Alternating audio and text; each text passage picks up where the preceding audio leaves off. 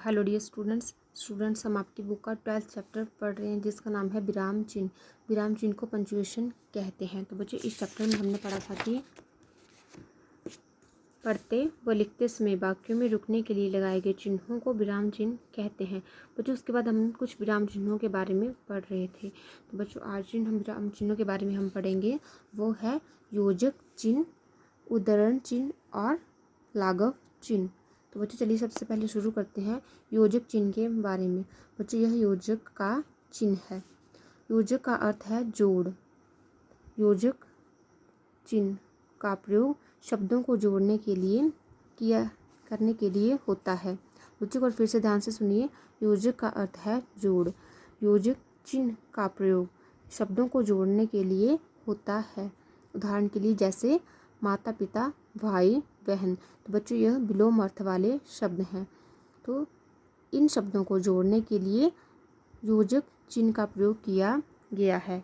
उसी तरह आगे दिया है अभी अभी और धीरे धीरे। तो बच्चों यह समान वर्ग के शब्द हैं एवं इन शब्दों को जोड़ने के लिए योजक चिन्ह का प्रयोग किया गया है।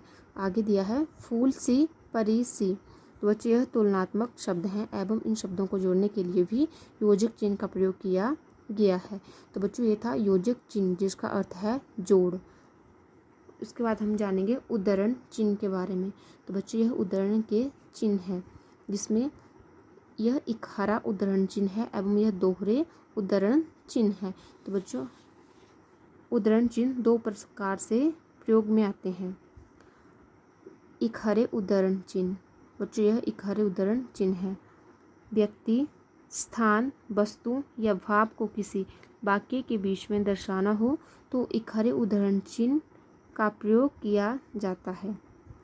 बच्चों को फिर से ध्यान से सुनिए, व्यक्ति, स्थान, वस्तु या भाव को किसी वाक्य के बीच में दर्शाना हो तो इकहरे उद्धरण चिन्ह का प्रयोग किया जाता है। उदाहरण के लिए जैसे सूर्यकांत त्रिपाठी निराला हिंदी के महान कवि हैं।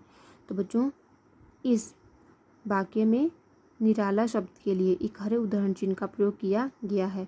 उसी तरह इकहरे उद्धरण चिन्ह का अन्य उदाहरण है जैसे वाल्मीकि जी ने रामायण लिखी है। तो बच्चों इस वाक्य में भी रामायण को दर्शाने के लिए इकहरे उद्धरण चिन्ह का प्रयोग किया गया है। तो यह था इकहरा उद्धरण चिन्ह। अब इसके बाद हम जानेंगे दोहरे उद्धरण चिन्ह के बारे में।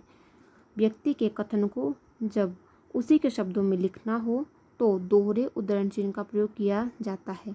बच्चों का फिर से ध्यान से सुनिए, व्यक्ति के कथन को जब उसी के शब्दों में लिखना हो तो दोहरे उद्धरण चिन्ह का प्रयोग किया जाता है।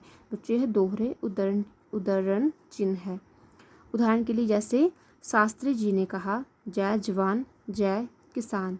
तो बच्चों यह शास्त्री जी द्वारा दिया गया नारा है जिसको दर्शाने के लिए दोहरे उद्धरण चिन्ह का प्रयोग किया गया है। उसी तरह अन्य उदाहरण है जैसे पिताजी ने कहा मैं कल दिल्ली जा रहा हूँ। तो बच्चों इस वाक्य में पिताजी की बात को दर्शाने के लिए दोहरे उद्धरण चिन्ह का प्रयोग किया गया है। तो यह था उद्धरण चिन्ह। इसके बाद हम जानेंगे लाघव चिन्ह के बारे में। बच्चों यह लाघव का चिन्ह है। लाघव चिन्ह का प्रयोग शब्दों को संक्षिप्त रूप में दिखाने के लिए किया जाता है। बच्चों एक बार फिर से ध्यान से सुनिए, लाघव चिन्ह का प्रयोग शब्दों को संक्षिप्त रूप में दिखाने के लिए किया जाता है। उदाहरण के लिए जैसे पंडित के लिए। बच्चों यह पंडित के लिए लाघव चिन्ह का प्रयोग किया गया है। उसी तरह डॉक्टर के लिए। बच्चों डॉक्टर को संक्षिप्त रूप में दिखाने के लिए उद्धरण चिन्ह का प्रयोग किया गया है। डॉक्टर को संक्षिप्त रूप में दिखाने के लिए लाघव चिन्ह का प्रयोग किया गया है। पंडित जवाहरलाल नेहरू जी बच्चों को बहुत प्यार करते थे। तो बच्चों इस वाक्य में पंडित जी के लिए संक्षिप्त रूप में उद्धरण चिन्ह का लाघव चिन्ह का प्रयोग किया गया है। उसी तरह अगला उदाहरण है जैसे मेरे पापा का नाम डॉक्टर मनोज शर्मा है। तो बच्चों इस वाक्य में डॉक्टर को संक्षिप्त रूप में दिखाने के लिए लाघव चिन्ह का प्रयोग किया गया है। तो बच्चों इसी के साथ आपका चैप्टर खत्म होता है। आज के लिए इतना ही। Thank you.